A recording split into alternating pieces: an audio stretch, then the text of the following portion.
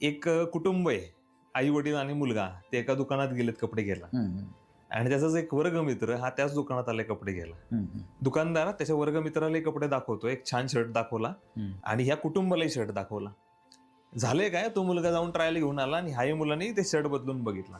तर हे जे कुटुंब आहे हे असं म्हणते की अरे त्याला तो शर्ट चांगला दिसतोय, मग आमच्या पण मुलाला तसाच शर्ट दाखवा. अच्छा.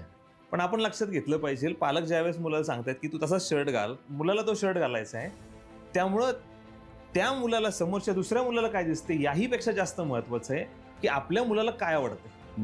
त्यामुळे पालकांनी हे लक्षात घेतलं पाहिजे की दुसरे विद्यार्थी जे करिअर करतील त्याच बाजूने आपण गेलं पाहिजे असं गरजेचं नाही. आपल्या मुलाची आवड याच्यात गरजेची आहे. जसं मी सुरुवातीला म्हटलं की त्याला काय आवडतं, त्याला कशात इंटरेस्ट आहे. कारण परत एकदा त्याच एक्झाम्पलवरती गेलो, तो शर्ट त्या मुलाला वापरायचा ना की पालकांना वापरायचा. त्यामुळं तो जास्त काळ कधी घालेल, ज्यावेळेस त्याला तो शर्ट आवडेल. त्यामुळं करिअरचे तसंच आहे, करिअर मुलाला करायचं पालकांना नाही, पालकांचं करिअर झाले. अच्छा.